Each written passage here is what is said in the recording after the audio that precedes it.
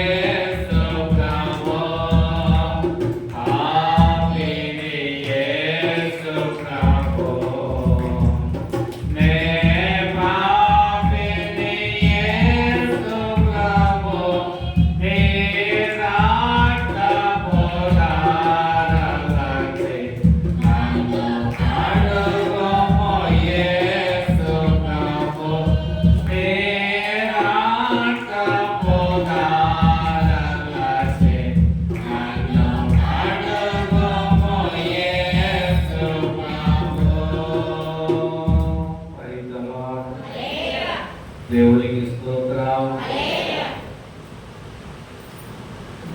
మంటి వారం అని ఇక్కడ వాక్యం గుర్తు చేస్తూ ఉంది.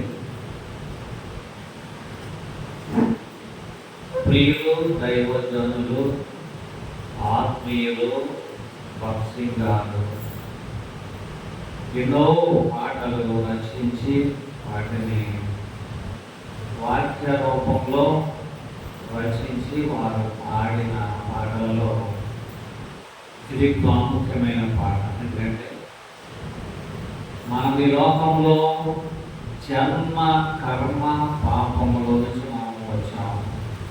తల్లి గర్భములోనే జన్మ కర్మ పాపం చేసి వచ్చిన వాళ్ళు. కనుకనే ఎవరు పుణ్యాత్ములు కాదు, ఎవరు పవిత్రులు కాదు అనే విషయాన్ని ఇక్కడ జ్ఞాపకం చేస్తూ, క్రీస్తు రక్తము ద్వారా కడుగబడిన తరువాతే మనము పవిత్రులుగా మార్చబడ్డాం. ప్రైజలా ప్రియులారా,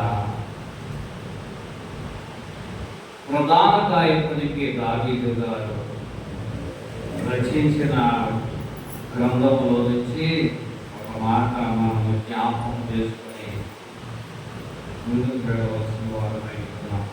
31వ అధ్యాయము 12వ వచనాన్ని మనం జ్ఞాపకం చేసుకున్నట్లయితే,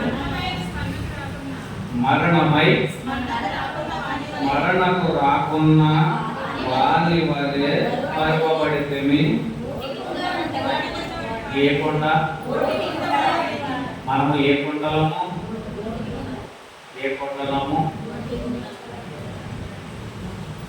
దావీదు గారు ఆయన అనుభవంలో నుంచి అంటాడు, నేను కూడా ఓటి కొండనే.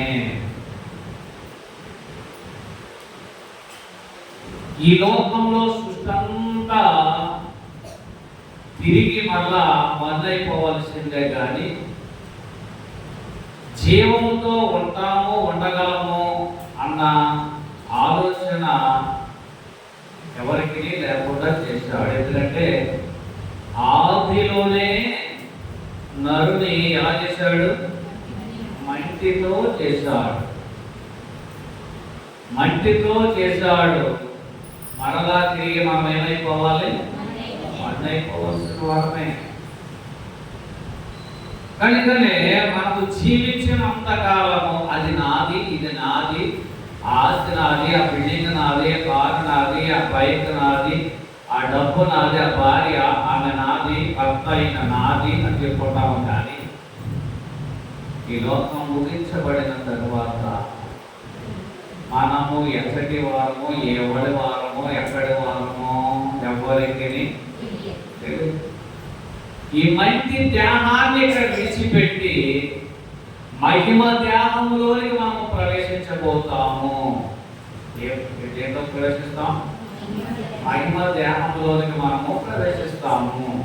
ప్రియులారా, ఈ విషయం ఒకటి మనం జ్ఞాపకం చేసుకుంటే మన జీవితాలు ఎంతో ధన్యములు. ఇది నాకు టెక్నాలజీ బాగా పెరిగిపోయి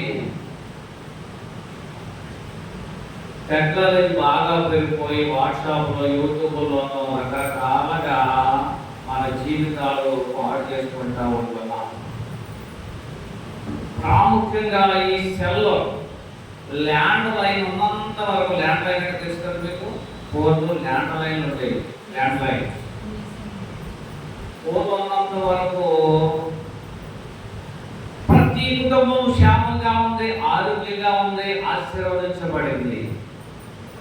సెల్ ఫోన్ బయటకు వచ్చిన తర్వాత పుణ్యాత్ములు లేదు, పాపాత్ములు లేదు, భక్తి గలవారు లేదు, అవిశ్వాసం లేదు, విశ్వాసం లేదు. దేశమంతా పాపముతో నిండి ఉంది. తెల్లారి లేచిన కాడి నుంచి ఇది వరకు కాఫీయో, టీలో, టిఫిన్లో తినేవారు. ఇప్పుడు డైరెక్ట్ గా లెగ్గానే చేయదు. ఏమేమి వెళ్ళిపోతుంది? ఫోన్ మీద వెళ్ళిపోతుంది. దాని తర్వాత ఏ మెసేజ్లు వచ్చినాయో, ఎవరైనా ఫోన్ చేశారో లేదో ఉదయకాలం ముందు లెక్కగానే సెల్ ఫోన్ పట్టుకుంటున్నారు. ఉదయకాలం ముందు లెక్కగానే ఆన్లైన్లో పూరీలు, టిఫిన్లు, టీలు అన్ని బుక్ చేసుకుంటున్నారు. ఉదయకాలం ముందు లెక్కగానే అదేంటంటే ఎక్కడ బుక్ చేసుకుంటారంటే మీకు తెలిసిందేమో, సిటీలో అబ్బాయి ఉన్నారు హైదరాబాద్లో, టిఫిన్ చేసామంటే ఆన్లైన్ వచ్చాము చేసుకుంటారు. ఇంటికాడ ఆన్లైన్లో ఉదయకాలం ముందు టిఫిన్ వచ్చేస్తుంది.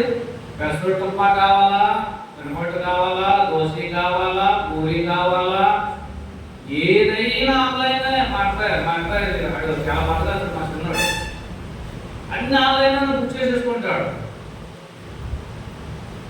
ఈ టెక్నాలజీ పెరిగే కొద్దీ ఎలా అయిపోయిందంటే, ఇంకా చెప్పాలంటే స్త్రీలు కూడా కూరలు కూడా తయారు చేయాలంటే ఎక్కడ చూస్తున్నారు? యూట్యూబ్లోనే. అది తెలిసిన కుటుంబం హాస్పిటల్ కాలేజ్ అలాగే తెలుసా, భర్త బర్త్డే అంట. భర్త బర్త్డే అయితే భార్య అనుకుందంట సేమియా చెయ్యాలి, కానీ ఆవిడకి రాదు. సేమియా చేయటం రాదంట. సరే మా పిల్ల చెప్పింది కదా అని యూట్యూబ్లో పట్టిందంట. సేమియా ఎలా తయారు చేయాలి అని దాన్ని కొట్టింది. యూట్యూబ్లో కొడితే వచ్చింది. గ్యాస్ వెలిగించాను, గిన్నెట్టు పెట్టాను, నీళ్ళే వేసాను. అది ఏం చెప్తుంటారు, ఏం చెప్తుంది? యాగా ఉంది. సేమియాలన్నీ అందులో వేయి అందంట. అందులో సేమ్ వేసాను అందంట. పంచదార వేయి అన్నాడు. పంచదార వేసింది. యాలక్కాయల పొడి వేయన్నాడు. ఇప్పుడు యాలక్కాయల పొడి వేసిందండి. యాలక్కాయల పొడి ఎలక ఉంటాయి కదా, ఎలకల పొడి వేసేసిందండి. ఇవి ఎట్టుకొచ్చి యాలక్కాయలు పొడి అంటే యాక్చువల్లీ ఇవి తప్పేమి కాదు. చెప్పాలంటే ఈ లిస్టు రాసి ఇచ్చింది నేను పోయిన భర్తకి. అక్కడ కూడా రాసుకోవడంలో ఏం చేశాడంటే యాలకుల పొడి అంటాం మానేసి ఎలకల పొడి అని రాశాడంట. ఎలకల ప్యాకెట్ పొడి ఇచ్చాడంటాడు. యాలకాయల పొడి కాబట్టి అందులో చిప్పేసి అందులో వేసిందంట. భర్త వచ్చాడు, తయారీ భర్త వచ్చాడు, పెట్టింది గ్యాడిగా పొట్ట మొదలు పెట్టి ఏంటి విరోచనాలు వాంతు తాగేశాడు. విరోచనాలు వాంతు హాస్పిటల్లో జాయిన్ చేశాడు. బ్రదర్ హాస్పిటల్లో జాయిన్ చేసాం మా భర్తని అని ఫోన్ చేసింది. అమ్మ అంటే ఏముందండి తెలియదు అంటారు. మాకు తెలియదు కదా. పరిశోధనలో డాక్టర్ గారు చెప్పారట, వీటి అర్థం ఉన్నాయా అని అడిగారట. ఏంట అడిగారంటే ఎలకల కూడా వేసారు అందులోను. అడిగారండి. అయ్యి బాబు భర్త సంబంధం నాకు ఎలా కాదని బాబు, నేను మామూలుగా రొటేషన్లో రాశాను, భర్త తెచ్చేసాడు, నేను వేసిస్తాను. ఎక్కడ చూసి చేస్తుందా సేమియాని? ఎక్కడ చూసి చేస్తుందా సేమియాని? యూట్యూబ్లో చూసి చేస్తాను మహాతల్లి. దీనివల్ల టెక్నాలజీ పెరిగేపోతే పేపర్ మీద తెచ్చుకుంటున్నాం మనం. కనుక ఒత్తిడి చేయాలి, లేకపోతే మానేయాలి. బయట నిజాలు తెచ్చుకోవడం ఆన్లైన్ చేసి వెళ్తాం. ప్రాణాల మీద మాత్రం తెచ్చుకోకండి. పిల్లలు టెక్నాలజీ పెరిగేపోతే ఎవరికైనా ప్రేమగా మాట్లాడుకుంటారా కుటుంబాల్లో? ఒకసారి మీరు గుడిగా చేసి చెప్పండి. కూతురికి సెల్లే, కొడుక్కి సెల్లే, కోడలకి సెల్లే, అత్తగారికి సెల్లే, మాగారికి సెల్లే, అందరికీ సెల్లే. ఎడమొఖం పెడమొఖం పెట్టుకుని కూర్చుంటారు. ఎప్పుడైనా దర్శించడానికి దైవశాఖ అందరి ఎదురులో పోలే ఉండొద్దా అని అడుగుతారేమో. ఉండాలి. ఎంతవరకు ఉండాలి అంటే అంతవరకు ఉండాలి. ఇది నాన్న ఎవరి బిడ్డలు బాగా పూర్తిగా చెడిపోవడానికి గల కారణం చదువుకోలే. కనుక పిల్లల టెక్నాలజీ పెరిగిపోతే మన జీవితాలు కూడా సర్వనాశనం అయిపోతూ ఉన్నాయి.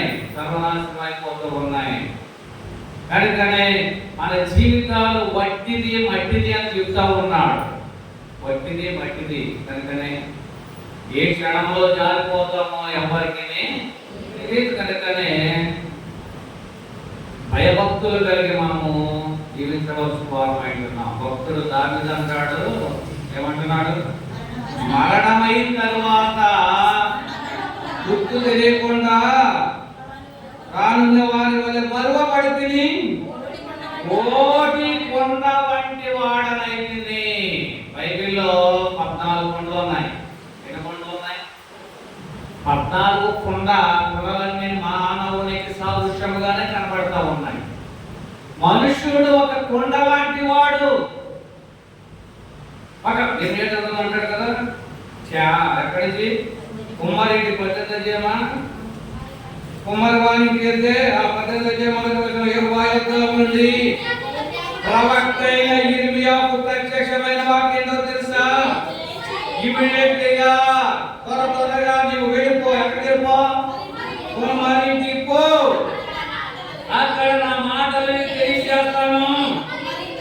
నేను ఎవరంటున్నారు అక్కడ? ఇక్కడికి ప్రవక్త అయిన యిర్మీయాతో దేవుడైన యెహోవా మాట్లాడుతున్నాడు. యిర్మీయా హఠాహుటిగా కుమారుడికి వెళ్ళిపో. అక్కడ నీ మనుషుల ఇజ్రాయేలు స్థితిగతులు చూపిస్తారని చెప్తూ అక్కడ నా మాటలు నీకు తెలియజేస్తాను.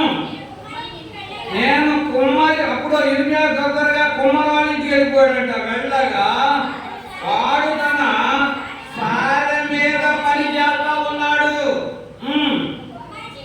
కుమ్మరి జగతమన్నితో చేస్తున్న కొండ వాని చేతుల్లో విడిపోయి చెడిపోయి జారిపోయిందంట.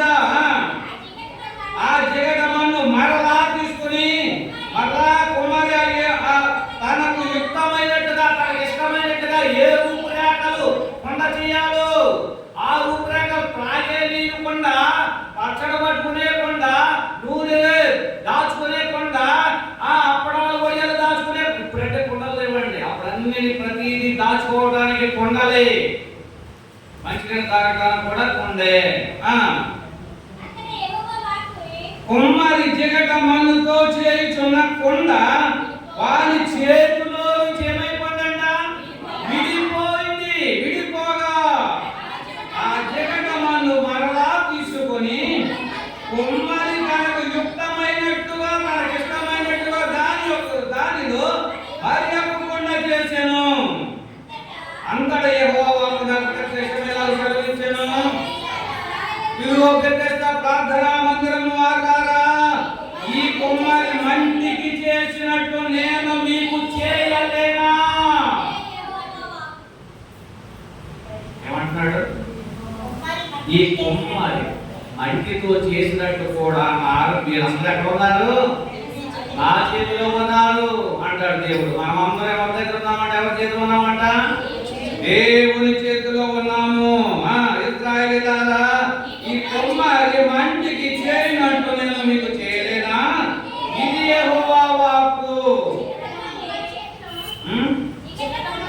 జగతమన్ను కుమ్మరి చేతిలో ఉన్నట్టుగా ఇశ్రాయేలీయులారా మీరందరూ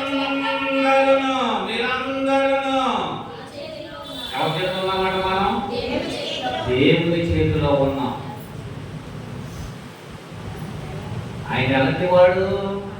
ఆయన దీన్ని బట్టి దేవుడు ఎలాంటి వాడు? కుమ్మరి వాడు. కుమ్మరి ఓ కుమ్మరి వాడా, సృష్టికి కారకుడా. ఎవరంటైనా ఆయన కుమ్మరి వాడిగా మనలను దినదినము తయారు చేస్తా ఉన్నాడు. మనల్ని తయారు చేస్తాడు. జగతమన్నుతో మనల్ని తయారు చేస్తూ ఉన్నాడు.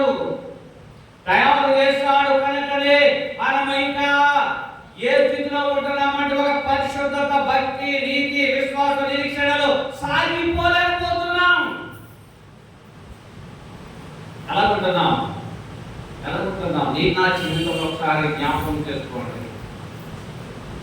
దేవుని సన్నిధి, దేవుని సహవాసం, భక్తి, నీతి, విశ్వాసం ఏమైపోయి మర్చిపోయే మొదటి దినాల్లో ఉన్న స్థితిని మర్చిపోతూ ఉన్నాం.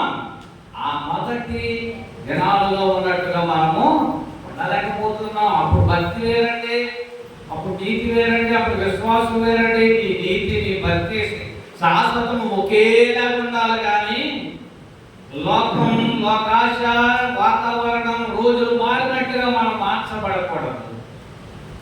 ఎవరున్నా లేకపోయినా మనం మాత్రం ఒక నిలకడగా, ఒక నిరీక్షణ కలిగి ఉండాలి.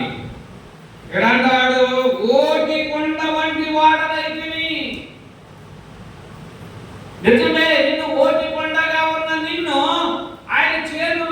చెక్కుకొని పరిశుద్ధతలోకి తీసుకొస్తే నీవేంటి ఓర్చుకుంటావు? పాపంలో ఉన్న నిన్ను, లోకంలో ఉన్న నిన్ను, లోకాశలో మగ్గిపోతున్న నిన్ను పరిశుద్ధపరచి పవిత్రపరచి ఆ కొండను, నీ పాపము కొండను నీవు విడిచిపెట్టాలి.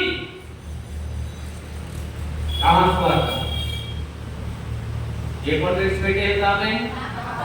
ఆమె పాపపు కొండను విడిచిపెట్టేసింది. 4వ అధ్యాయం, యోహాను 4వ అధ్యాయము సువార్త పాఠంలో యోహాను గారు, భక్తుడు పునీత యోహాను గారు రచించిన గ్రంథములో నుంచి ఒక మాట 4:28 వచనంలో చూసినట్లయితే 28వ వచనాన్ని చదువుదాం. అది నీవు నేనేమో ఒకసారి ఆలోచన చేయి. ఆ స్త్రీ తన కొండను విడిచిపెట్టి ఊరిలోనికి వెళ్ళి, మీరు వచ్చి నేను చేసిన వన్నీయు నాతో చెప్పిన అమనుషుడు చూడండి, ఆయన క్రీస్తు కాడా? అంత చక్కని మాట్లాడి ఆమె పాపముతో మగ్గిపోతుంది. 7 భర్తలతో వ్యభిచారంలో చిక్కుబడిపోయి పాపము చేస్తూ లోకంలో లోకాశలతో పడి ఉన్న స్త్రీని దేవుడు జ్ఞాపకం చేయాలి. దేవుడు ఆమెను దర్శించాడు బావి దగ్గర. ఏ బావి దగ్గర? యాకోబు బావి దగ్గర ప్రభువు దర్శించాడు. అమ్మా, నువ్వు పాపం చేస్తున్నావు అని చెప్పలేదు, కానీ ఆయన మాటల వలన, ఆయన చూపు వలన ఆమె చేస్తున్న పాపము కొండను విడిచిపెట్టేసింది. ప్రియదేవుని జనాంగమా, నీవు ఆ పాపము కొండను విడిచిపెట్టి రక్షించి మారు మనసు పొంది బాప్తిసము కలిగి క్రీస్తు శరీరంలో పాల్పొందుతున్న నీవు ఒక ప్రత్యేకమైన కొండగా మార్చబడ్డావా? ఇది నా ప్రశ్న. నువ్వు మరణంలో నుండి ఆయన నిన్ను లేపాడు. ఓటి కొండగా ఉన్నప్పుడు నిన్ను మార్చి మరలా ఆ సారి మీద ఆయనకి ఇష్టమైన కొండగా తయారు చేశాడు. ఇప్పుడు నీ పాపపు జీవితం, పాపపు బ్రతుకు, పాపపు తలంపులు విడిచిపెట్టి క్రీస్తులో ఏక శరీరము కలిగి ఉండగలుగుతున్నావా? ఆమె ఏం చేసిందట? ఆ స్త్రీ తన కొండను విడిచిపెట్టి ఊరిలోనికి వెళ్ళి ఆమె పాపాన్ని విడిచిపెట్టడమే కాదు, ప్రభు మాటల యందు లక్ష్యం ఉంచింది, ప్రభు చెప్పిన వాటి యందు దృష్టి పెట్టింది, ప్రభు వాక్యాల యందు దృష్టి పెట్టి ఊరిలోనికి వెళ్ళిపోయింది. అనేకులను దేవుని సన్నిధికి, దేవుని దగ్గర నడిపించగలిగింది. Praise the lord. ఆమె పాపము బ్రతుకుని విడిచిపెట్టడం కాదు, కానీ ఆమె రక్షణ అనుభవంలోనికి వెళ్ళి క్రీస్తు పాదాల చెంత పడేతులను చేర్చింది. ఊరు వారందరినీ తీసుకొచ్చిందండి. ఊళ్ళో ఉన్న ప్రతి వారిని జనంగా తీసుకొచ్చేది క్రీస్తు కాడా, ఈయన ప్రభు కాడా అని చెప్తుంది. వారు ఊరిలో నుండి బయలుదేరి ఆయన దండాలుగా వచ్చేసారంట. ఎందుకో యేసయ్యను చూడడానికి, క్రీస్తును దర్శించడానికి, క్రీస్తు మాటలు వినడానికి, క్రీస్తు ద్వారా రక్షించబడడానికి అనేకులు యేసయ్య చెంతకు చేర్చబడ్డారు. Praise the lord. ఆమె ఆ కొండను విడిచిపెట్టడమే కాదు, కానీ ఏం చేసిందంట? ఆ ఊరి వారందరినీ ప్రభు పాద సన్నిధికి చేర్చబడ్డారు.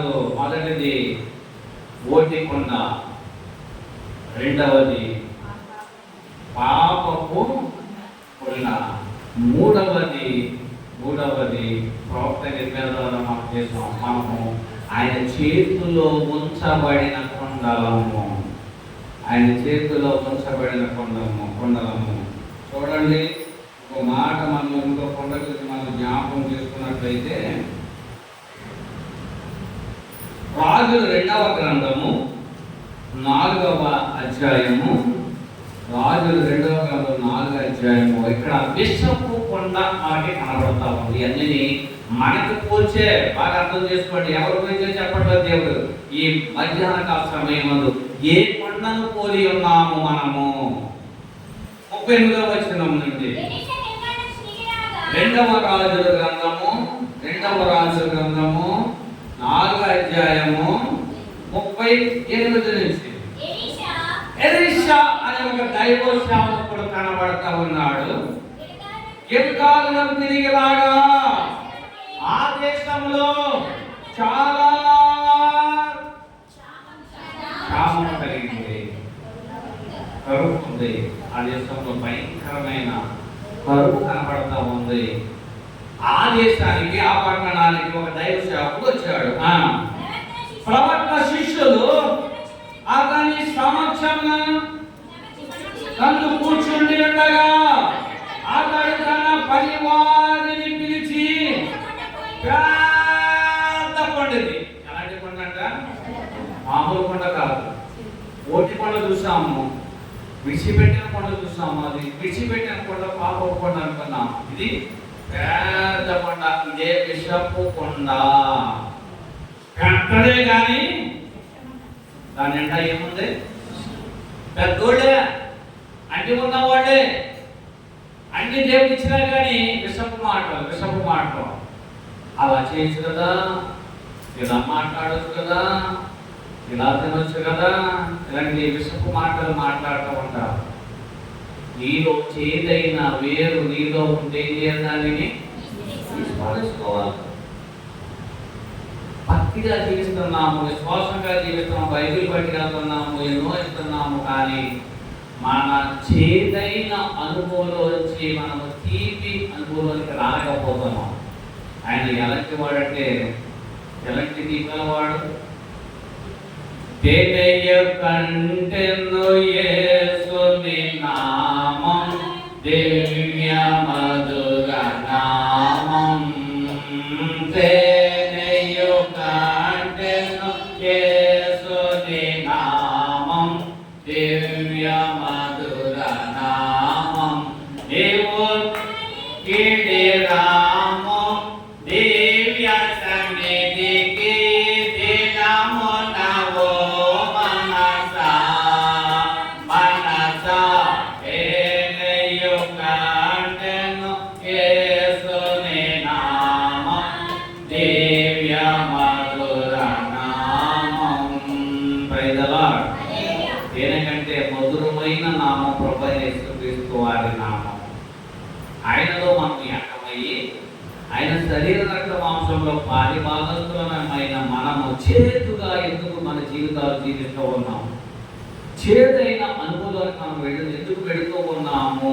ఇక్కడో మాట, అక్కడో మాట, ఎక్కడో మూసు, అక్కడో మోసు, 2 నాలుగులు కలిగి ఉండకూడదు మనం. ఇక్కడ అంటాడు పెద్ద కొండ ఎక్కడ అంటారంట? పొయ్యి మీద పెట్టి ప్రవక్త శిష్యులకు మీరు వెళ్ళి కూర వంటకాలు తేండయ్యా అని చెప్పాడంట. అయితే ఒకడు ఏమేమి వచ్చాడంటాడు? కూరాకులు ఏరుకొనుటకు పొలంలోనికి పోయి బాబోయ్ ఏ ద్రాక్షలు? ఎండు ద్రాక్షలు కాదు, వెర్రి ద్రాక్ష చెట్లను చూసి దాని గుణమేంటో తెలియక, మన గుణగణాలు మనకు తెలియదండి. పైపు మాట, లోన మాట, మన గుణగణాలు మనకు తెలియదు. భార్య భర్త ఎడల ఒక మంచి స్వభావం కలిగి ఉండాలి. ఉన్నది ఉన్నట్టుగా చెప్పడానికి ప్రయత్నం చేయాలి. భర్త భార్య ఎడల ఉన్నది ఉన్నట్టుగా చెప్పాలి. అప్పుడే మన దాంపత్య జీవితంలో దాపరికలేని జీవితాలుగా మనం జీవిస్తూ ఉంటాం. గుణగణాలు చాలా ప్రాముఖ్యం. దేవుని బిడ్డలమైన మన గుణగణాలు కూడా చాలా ప్రాముఖ్యమైనది. ఇక్కడ చూసినట్లయితే అంటాడు, పోయి వెర్రి ద్రాక్ష చెట్లను చూచి దాని గుణగణాలు ఏంటో ఎరుగక దాని తీగలు తెంచి వాటి నిండా కోసుకొని వచ్చి వాటిని తరిగి కొండలో ఏ కొండది? పెద్ద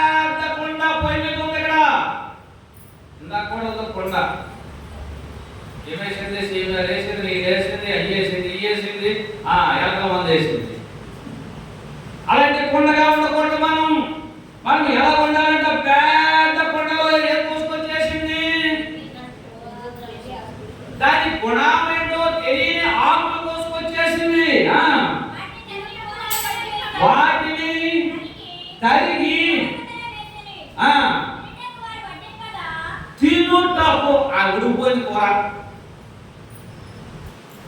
ఏమంటే ఇక్కడ చాలా ప్రాముఖ్యమైన మాట ఏదో తెలుసా? భోజనము ఎక్కడ వండారు? ఇక్కడ వండింది ఏంటి? కూర, అంతేనా? మరి భోజనం ఎక్కడి నుంచి వచ్చింది? ఇందులో చాలా మర్మంతో కూడినది. జీవాహారం నేనే అన్నాడు దేవుడు. వాడతో ఎవరున్నారు? వాడతో ఎవరున్నారు? భక్తుడైన దైవసేవకుడైన ఒక వ్యక్తి ఆయన వాళ్ళతో శిష్యులతో కూడా ఉన్నాడు. అంటే దేవుడితో సమానుడైన ప్రవక్త వీరితో ఉండటం వలన ఆహారం అక్కడ సిద్ధపాటు కలిగి ఉంది. జీవాహారం నేనే అంటాడు ఆయన. ఇశ్రాయేలీయులు అరణ్య ప్రదేశంలో ప్రయాణం చేసినప్పుడు ఎక్కడి నుంచి వచ్చింది ఆహారం? 6 లక్షల పైబడిన వారికి కూడా ఒడుగు పట్టుకెళ్ళారు. పులిహోర ప్యాకెట్ లాగా పులిహోర ప్యాకెట్ ఒడుగు పట్టుకెళ్ళారా? వాళ్ళంతా ఎవరి మీద ఆధారపడి ఉన్నారంటే పగలు మేఘ స్తంభముగాను రాత్రి అగ్ని స్తంభముగా దేవుడు వారితో నడుస్తూ వెళుతూ ఉన్నాడు. దేవుడు దైవ సేవకుడై నీతో ఉంటే నీకు ఆశీర్వాదం, నీ కుటుంబానికి ఆశీర్వాదం, నీ కుటుంబానికి నిండైన దీవెన. నీ కొండలో ఎప్పుడు తక్కువ కాదు. నీ కొండలో ఎప్పుడు తక్కువ కాదు.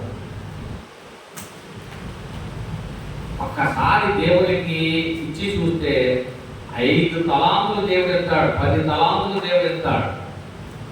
మనలో లోటుపాట్లు ఎందుకు వస్తున్నాయంటే దేవునికి ఇవ్వకపోవడం వల్ల కూడా లోటు వస్తూ ఉండాలి. దేవునికి సన్నిధికి చేర్చబడాలి.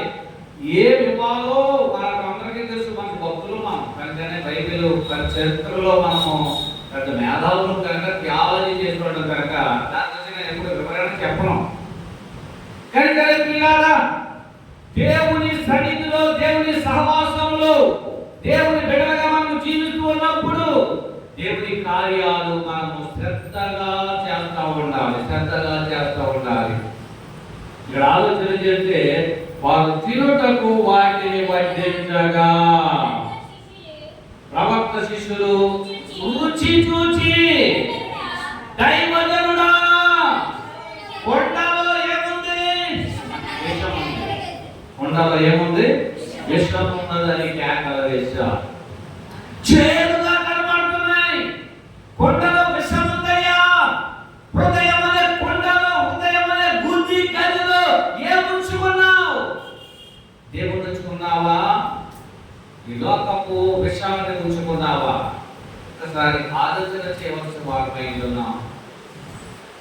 ప్రియ దేవుని జనాంగమా, దేవుని బిడ్డలారా, మన కొండలు క్రీస్తు వైపు మళ్ళించాలి. యెహోవా ఉత్తముడని రుచి చూచి తెలుసుకోవాలి. అది రుచి చూచినప్పుడు క్రీస్తు స్వరూపంలోకి మార్చబడాలి. నువ్వు తిరిగినప్పుడు, నువ్వు తాగేటప్పుడు నువ్వేది తీసుకుంటున్నా ప్రభువుకి ఒక సమర్పణ కలిగి, ప్రభువా ఇది పవిత్రపరచు, నీవు ఇచ్చినందుకు వందనాలను కృతజ్ఞతాస్తుతులు చెల్లించాలి. అప్పుడు మా నాన్న బజ్జీలు తెచ్చాడని కరకర వదిలేసి తినేయకూడదు. దాంట్లో కూడా ఏముంటా ఉండాలి? విషం ఉండొచ్చు. కనుక ప్రతి దానికి మనము ఏం చేయాలి? ప్రార్థన విజ్ఞాపన చేస్తూ ఉండాలి. విషపు కొండలు ఉంటాయి, విషపు పలుకులు ఉంటాయి, విషపు మాటలు ఉంటాయి, విషపు తలంపులు ఉంటాయి. కనుకనే ఈ తలంపు, ఈ ఉద్దేశాలు ప్రభు వైపు కేంద్రీకరించబడాలి. క్రీస్తులో మనం ఏక శరీరముగా ఉన్నాం. ప్రభు వల్ల టచ్చేస్తున్నామంటే, ప్రభు వల్ల ముట్టుకుంటున్నామంటే క్రీస్తు రక్తములో మనము కడగబడి ఆయనలో ఏకమై ఉన్నాం అనే విషయాన్ని మనం జ్ఞాపకం చేసుకోవాలి. వారు రుచి చూచినప్పుడు ఏముందంట? వారు రుచి చూచి దైవజనుడా ఏముందంట? ఆ కొండ 40 40 వేసి దాన్ని తినడం మానేశారు. బయటకు పాడేయలేదు, వారు తినడం మానేశారంటే అయిపోక విషం ఉంది అని బయటకు పారేయకుండా అక్కడ పెట్టుకుని వాళ్ళు దైవజనుని పిలిచారు. విషం వచ్చినప్పుడు దైవజనుని పిలిచారు. దైవజనుడు అనగా దేవునితో ముఖాముఖిగా మాట్లాడేవాడు. కనుక దైవజనుడా ఈ కొండలో ఏముంది, విషం ఉంది అన్నాడు. వెంటనే దైవజనుడు చేశాడు, బయట పారేయండి అన్నాడా. మనమైతే ఆ పూజలో పడేసినారా బాబా, ఎవరు చచ్చిపోతామో ఏమైపోతామో. నలభై చదువుతామా. అతడు పిండి కొంత తెమ్మనెను, వారు తేగా ఆ కొండలో దాన్ని వేసి జనులు భోజనం చేయడానికి వడ్డించడానికి చెప్పగా ఆ భోజనం వడ్డింపగా కొండలో మరి ఏ జబ్బు ఏ విషము లేదు. Praise the lord. అది వేసిందేంటి, ఆ కొండలు వేసిందేంటి, గోధుమ పిండి. ప్రభువైన యేసుక్రీస్తు వారు గోధుమ గింజకు సాదృశ్యముగా కనబడతా ఉంటారు. ఆయన గోధుమ గింజను ఆయన విసిరి ఆయన శ్రమ కష్టం ఎంతో సినిమాలో శ్రమ పడిపోయాడు. గోధుమ గింజ వలె నలిగిపోయాడు. కనుకనే ప్రభువైన యేసుక్రీస్తు వారికి పిండి సాదృశ్యముగా మనకి కనబడతా ఉంది. ఆయనను అక్కడ వేస్తే ఏమైందంటది, కొండలో మరి ఏ జబ్బును కనబడలేదు. విషపు కొండైనా, పాపపు కొండైనా, లోకపు కొండైనా, మార్పు లేని కొండైనా, ఏ కొండైనా సరే దేవునిలో హత్తుకొని ఉంటే నిన్ను పవిత్రమైన కొండగా, పరిశుద్ధపు కొండగా మనము మార్చబడతాము అనే విషయాన్ని ఇక్కడ మనకి జ్ఞాపకం చేస్తూ ఉంటాడు. ఎందుకంటే మరలా మనకు వెనుకడం వల్ల మనం ఎక్కడికి వెళ్ళిపోతాం, భూమికి చేర్చబడతాం. ఎవరు శాశ్వతము కాదు. నీవైనా నేనైనా ఒక వర్ష సంఖ్యలో వెళ్ళవలసిన వారమై ఉంటున్నాం. చాలా కాలం బ్రతికేస్తాను అనుకోవద్దు సుమా. ఆయన మనకెంతో ఆయుష్ను టార్గెట్ ఇచ్చాడో అంతవరకే మనం బ్రతుకుతాం. ప్రసంగి అంటాడు కదా, ప్రసంగిలో అంటాడు కదా, మాట మనం జ్ఞాపకం చేసుకున్నాడు. 12:6 చదువు. వెండి త్రాడు విడిపోయాను, బంగారపు గిన్నె పగిలిపోవును, తాళ యొక్క కొండ పగిలిపోతాది. కొండ పగిలిపోతుంది. ఏ సమయంలో పగిలిపోతుందో మనకి తెలియదు. కనుకనే మన్నైనది వెలుకటి వలనే మనలా భూమికి చేరుతుంది. అదే కొండ మన భూమికి చేరుతుంది. ఆత్మ దాన్ని దయచేసిన దేవుని యొద్దకి పారిపోవును. తారలుగా ఉన్న కొండ పగిలిపోతుంది. తారలుగా ఉన్న కొండ పగిలిపోతుంది. ఐదో కొండది. ప్రియులారా, ఏ కొండను పోల్చి మనము జీవిస్తున్నాం ఈ లోకంలో, ఏ కొండను పోల్చి మనం బ్రతుకుతూ ఉన్నాం, ఏ కొండ మాదిరిగా మనము జీవిస్తూ ఉన్నాం అనే విషయాన్ని మనము జ్ఞాపకం చేసుకొని దేవుని బిడ్డలుగా మనము ఒక ప్రత్యేకమైన కొండగా, ఏ కొండగా ఉండాలి మనం, ఏ కొండగా ఉండాలి, ఏ కొండగా ఉండాలి మనం. 4 అధ్యాయంలో చదువుతామా, రాజు గ్రంథం 4 అధ్యాయంలో మొదటి వచనాలు చదువుతాం. ఏ కొండగా ఉండాలి ఇక్కడ చెప్తూ ఉంటాడు. అంతటా ప్రవక్తల శిష్యులలో ఒకటి భార్య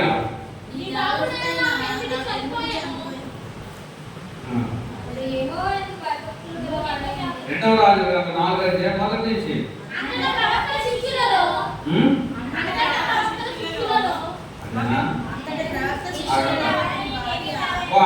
ఒకటి భార్య నీ దాసుడైన నా పెనిమిటి చచ్చిపోయాడు. అతడు ఎలాంటి వాడు, నా భర్త ఎలాంటి వాడు అంటున్నాడు.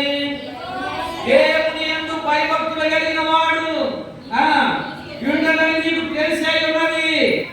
ఇప్పుడైతే ఆయన కొన్ని అప్పులు చేశాడు కనుక అప్పులు తీర్చడానికి వెళ్ళిపోయాడు. వచ్చి ఉన్నాడని ఎలీషాకు కనబెట్టగా, ఎలీషా నా వలన నీకేమైనా అవసరమా, ఏం చేయాలి నేను అని అడుగుతున్నాడు.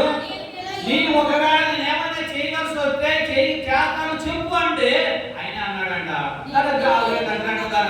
లేదయ్యా, బంగారం అంతా తాకా పెట్టేశాం, ఇల్లేమో తరగా పెట్టేశాం, అన్ని సమస్తాన్ని లేవు, పోనీ నా దగ్గర ఏమీ లేవు అన్నాడంట. ఆయన అన్నాడంట, నీ ఇంట్లో ఏమైనా ఉన్నాయో చెప్పు అన్నాడంట. అందుకు ఆమె, నీ దాసురాలైన నా ఇంటిలో ఏముండది? నూనె. ప్రవక్తల దగ్గర నూనె కొండలు ఉండే, ఎందుకో తెలుసా? అభిషేకానికి స్వస్థత చేయడానికి, స్వస్థత నూనె, తైలపు నూనె ఉండేది. తైలపు నూనె కొండలు ఉండేవి, వాటిని ఎలవేసుకునేవారు. ఎవరైనా వస్తే ఆ నూనె తీసి రాసేవారు, ప్రార్థించేవారు, ప్రవక్తలు రాజులను అభిషేకించేవారు. ఏంట నూనె? న్యాయాధిపతులు అంటారు కదా, ఏమాత్రం ఎరవేగను దేవుడిని మానవుని సంతోష పెట్టడానికి, అభిషేకించడానికి నేను అవసరం కదా, నేను రాజుగా ఏమాత్రమును వండాను అని చెప్తుంది ఆ నూనె. వలి వల్ల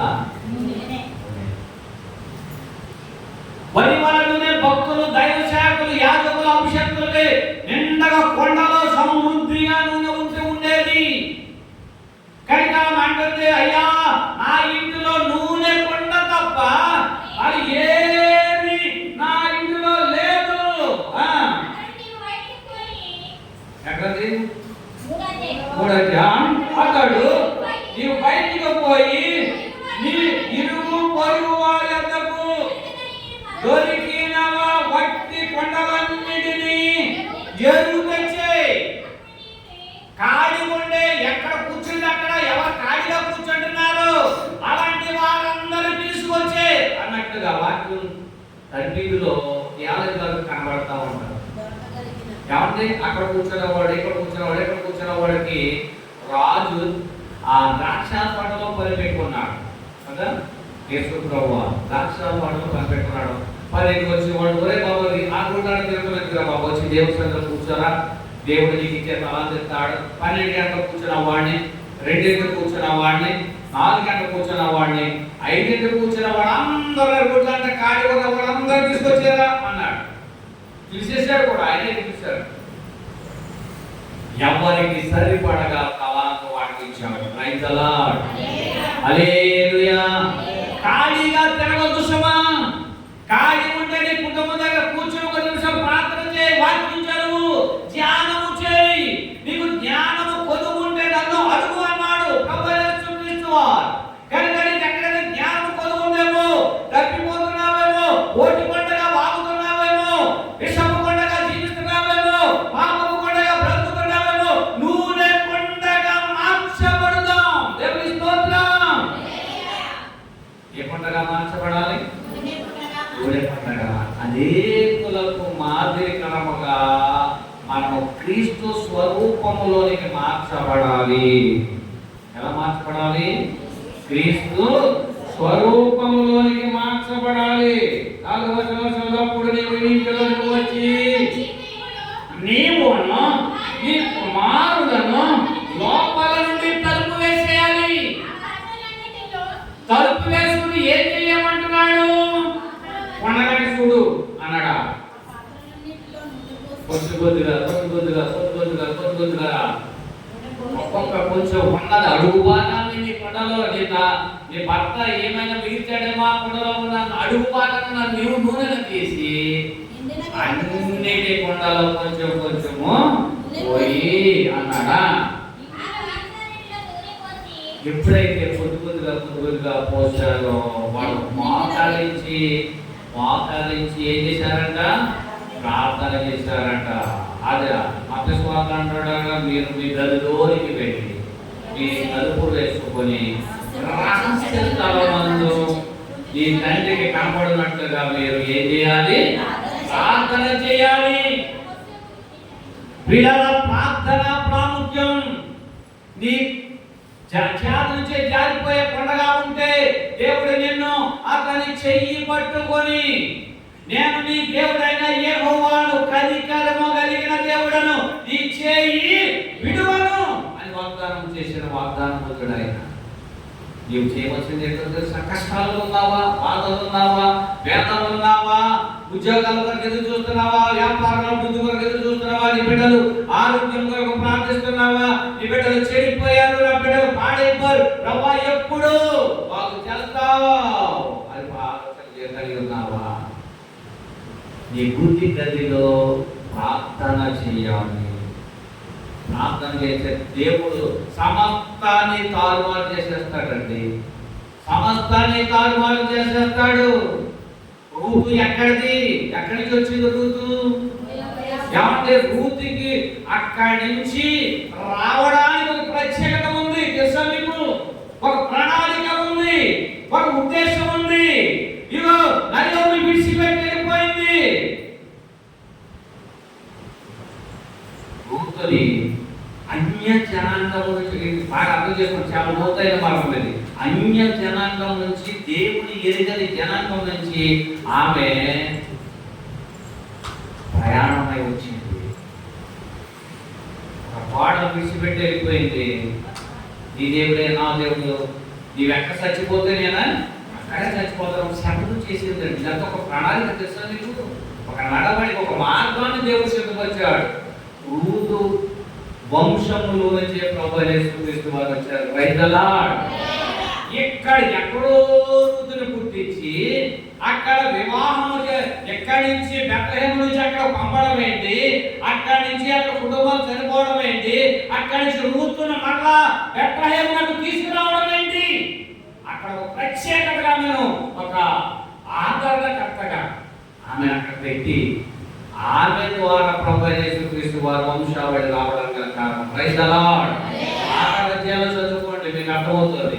యేసు ప్రభు వారు ఆ వంశం నుంచే, బోయాజు రూతు వంశం నుంచే, యెష్షయి వంశం నుంచే ప్రభువైన యేసుక్రీస్తు వారు బెత్లెహేములో పుట్టడానికి ఒక ఉద్దేశం అండి. ఎక్కడుందండి రూతు గ్రంథం? ఎక్కడుందండి ఈ క్రీస్తు వంశావళి? ఎన్ని సంవత్సరాలు, ఎన్ని తరాలు మారిపోయిన తర్వాత అక్కడికి తీసుకొచ్చాడే. ఎంత గొప్ప అద్భుత కార్యం చేశాడంటే, నా ప్రణాళికలే ఎక్కడో పుట్టిన నిన్ను ఇక్కడ తీసుకొచ్చి ఇక్కడ దేవుని మందిరంలో కూర్చోబెట్టి ఒక ప్రణాళిక కలిగి నిన్ను దేవుని ఆరాధించడానికి, దేవుని స్తుతించడానికి, దేవుని గణపరచడానికి, దేవునినే మహిమపరచడానికి దేవుడు చూపించాడే. మనము ఎంతటి వారము. చాలా ఆలోచన చేయండి. చాలా బైబిల్ ఒక మరణం అంటే చాలా అర్థం కాదు. ఒకసారి చదివితే ఎక్కడో ఉన్న వాడిని అలాగే ఇక్కడ తీసుకురావడమా?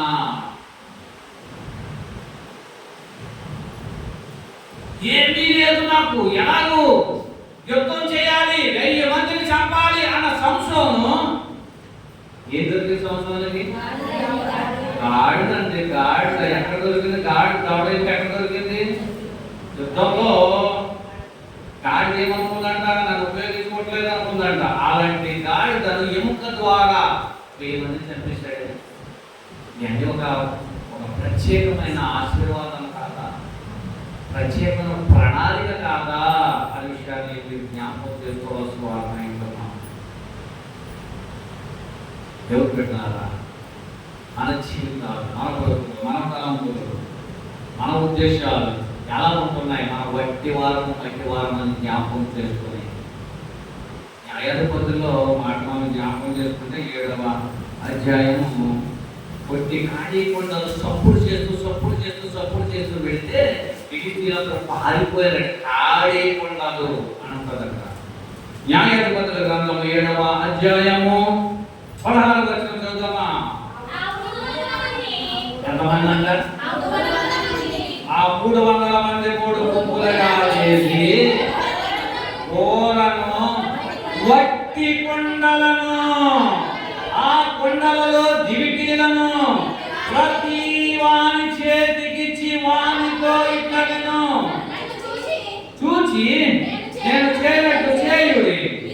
ఇదిగో నేను వారిని దండు కొట్టు కొనటకు పోతున్నాను. నేను చేయనట్టు మీరు చేయాలి. నేను నాతో కూడా ఉన్న వారందరూ ఓరలు ఊదినప్పుడు వీరును దండు పాలన చుట్టూ ఓరలు ఊదుచూ యెహోవాకును గిద్యోనుకును విజయమని కేకలు వేయవలని చెప్పాను. అటు నది జామున మొదటి కావలి వారు ఉంచబడిన కానీ గిద్యోనును అతనితో ఉన్న 100 మందిని దండు పాడంలో కొట్ట కొనుటకు పోయి ఓరలు ఊది తమ చేతులలో ఉన్న కొండలను కైదలాడు. ఎన్నో కొండది? ఎన్నో కొండ? ఇది పగల కొట్టే కొండ. ఈ ఖాళీ కొండలు, ఇవి ఖాళీ కొండలు. ఇవి చప్పుడు చేయడానికి ఇవి వాళ్ళు కొండలు పెట్టారు. ఈ చప్పుడుకు ఫిలిష్తీయులందరూ పారిపోవడానికే అక్కడ ఏర్పాటు చేసిన కొండ అనే విషయాన్ని మనం జ్ఞాపకం చేసుకోవాల్సిన వారమైతున్నాం. ఖాళీ పాత్రగా ఉండడానికి మనం దేవుడు ఇష్టపడట్లేదు. కానీ నీవు క్రీస్తు అభిషేక తైలము ద్వారా అభిషేకించబడి ఒక ప్రత్యేకమైన నీ గృహంలో ప్రార్థన ఉండగా ఉండటానికి ఆయన ఇష్టపడతా ఉన్నాడు. దేవుని స్తోత్రం కలుగునుగాక. ఆయనను ప్రార్థించే పండగా, ఆయన వాక్యాన్ని చదివే పండగా, ప్రతిదినము నీవు నిత్యము ప్రార్థించే పండగా ఉండడానికి ఆయన ఇష్టపడతా ఉన్నాడు. నీవు మాత్రం ఒకటి జ్ఞాపకం చేసుకోవాలి. నేను కూడా ఖాళీ కొండనే ఖాళీ కొండలో మనం అంతే. క్రీస్తు వాక్యం ద్వారా మన హృదయాలు నింపబడాలి, మన కొండలలో నింపబడాలి. ఆయన ప్రేమామయుడు మన కొరకు ఆయన ఎదురు చూస్తూ ఉన్నాడు. ప్రేమ ప్రియుడవు నీవే, ఆనందమే నీ ప్రేమ రుచి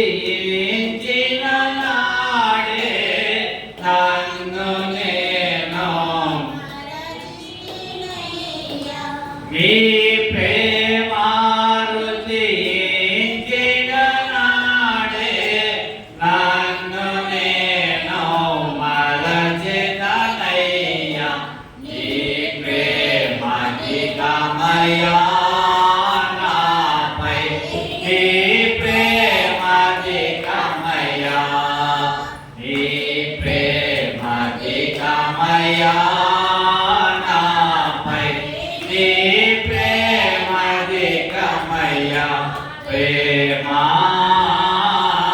ప్రేమా ప్రేమా ప్రియుడవు నీవే, ఆనందమే. Praise the lord. ఆయన ప్రేమ మన పేద అధికముగా ఉంచాడు. ఆయన ప్రేమ మరువలేనిది, ఆయన ప్రేమ విడనాడనిది. ఈ లోకపు ప్రేమలు నటనలు కాదు ప్రియులారా. నేను జీవితాంతకాలం నేను ప్రేమగా చూస్తానని శబ్దం చేస్తూ ఉంటారు. కానీ మధ్యలో మన విడి బంధాలు తెగిపోతూ ఉంటాయి. కనుకనే మనము జ్ఞాపకం చేసుకొని మనము వట్టి కొండగా ఉండకుండా, ఖాళీ కొండగా ఉండకుండా, విషపు కొండగా ఉండకుండా, భూమి కొండగా మనము పవిత్రపరచబడి క్రీస్తులో హత్తుకొని ఉందము కాక. ప్రార్థన చేద్దాం. మహాపరిశుద్ధుడు, మహోన్నతుడు, మౌలికలుగా ప్రేమించిన మా తండ్రి వందనాలు. సమయంలో ప్రభువా ఖాళీగా ఉన్న కొండలముగా ఉన్నాము, ఓటి కొండగా ఉన్నాము, విషపు కొండగా ఉన్నాము, పాపపు కొండగా ఉన్న మమ్ములను నీవు పవిత్రపరచడానికి నీ శరీర రక్తమాంసాలు దాచిపెట్టావయ్యా. కనుక ప్రభువా ఈ కొండలో నీ రక్తం ఉంది, నీ శరీరం ఉంది. కనుక నీ కొండ ద్వారా మేము నీ సన్నిధిలో అభిషేకించబడి, పవిత్రపరచబడి, పరిశుద్ధులుగా జీవించడానికి ఆయన నీ రక్తపు కొండగా మేము మార్చబడడానికి కృప చూపించమని విన్న వాక్యాన్ని మా హృదయంలో నాటింపజేసి మట్టిగా మా కొరకే చెప్పాలనుకోకుండా ప్రభువా మా కొరకే ఉపదేశం అని సరి చేసుకుని మా జీవితాలు, మా తలంపులు, మా ఉద్దేశాల్లో మార్పు చెందడానికి మాట్లాడి ఉపదేశించిన ఈ వాక్యాన్ని బట్టి నీకు వందనస్తులమై ఉన్నామని జ్ఞాపకం చేసుకుంటూ, అండ్ ఇదిగో ఇక్కడ ఏర్పాటు చేయబడిన కొండలో నీ రక్తం ఉంది, నీ శరీరం ఉంది. ఈ కొండ ద్వారా మేము అభిషేకించబడి దీవించబడడానికి చూపించమని యేసుక్రీస్తు పరిశుద్ధ నామమున వేడుకుంటున్నాము తండ్రి.